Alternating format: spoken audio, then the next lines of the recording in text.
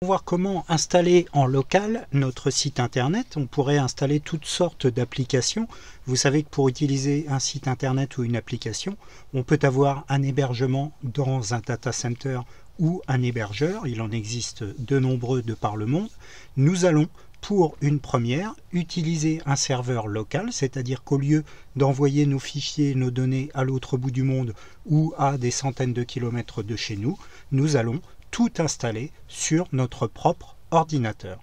Pour ce faire, il existe plusieurs logiciels. Nous allons utiliser XAMPP que vous voyez ici, XAMPP, et pour ce faire, nous allons aller sur ce site apachefriends.org et ensuite nous allons sélectionner notre système d'exploitation.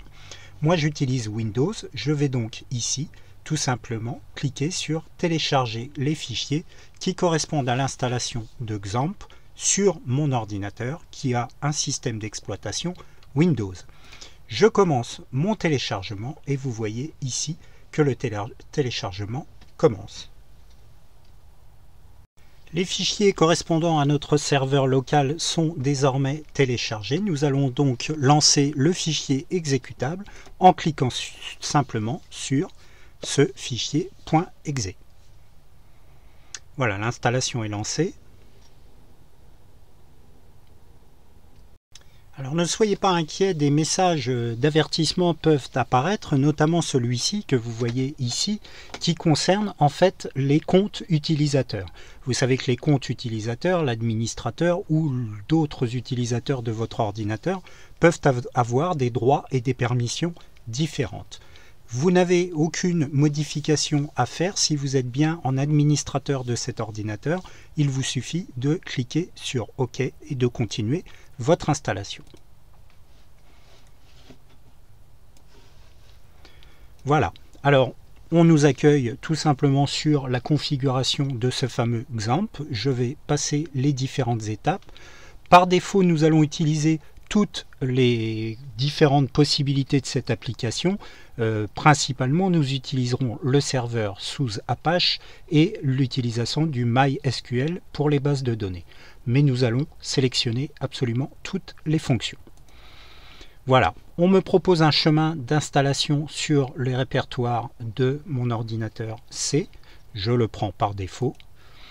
Et enfin, j'ai la possibilité de deux langages, soit en anglais ou en allemand. Je suis plus fort en anglais, je vais sélectionner l'anglais. Voilà, et je peux lancer mon installation. Alors, je ne vais pas sélectionner pour l'instant Learn More About Bitnami. Je vais désélectionner cette coche, puisque Bitnami est une option qui va nous permettre d'installer plus rapidement certaines applications, notamment WordPress que vous voyez ici, Drupal ou Joomla. Volontairement, pour apprendre à utiliser XAMPP, je vais décocher cette application, cette option, et je lance l'installation qui va prendre quelques minutes. Voilà. Voilà, l'installation est désormais terminée. Nous allons bien cocher ici « Do you want to start the control panel now ?» c'est-à-dire que quand je vais fermer l'installation, mon logiciel XAMPP va s'ouvrir. Nous allons donc cliquer sur « Finish » et nous allons avoir XAMPP qui va s'ouvrir dans un petit coin de l'écran. Alors voilà, il est ici, le voici. Alors principalement les fonctions que nous allons utiliser, c'est le fameux serveur sous Apache que vous avez ici, c'est-à-dire là où je vais stocker mes fichiers d'application ou de site internet, mais aussi ici MySQL, c'est-à-dire là où je vais utiliser en langage SQL les bases de données dont mon site internet ou mon application auront besoin. Voilà, donc je vais tout simplement démarrer ici mon serveur sous Apache.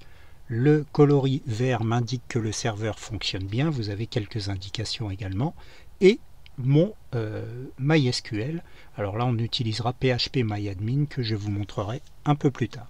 Voilà, mon serveur est en route et vous voyez que les applications, les fonctions dont j'ai besoin sont en route et sont fonctionnelles.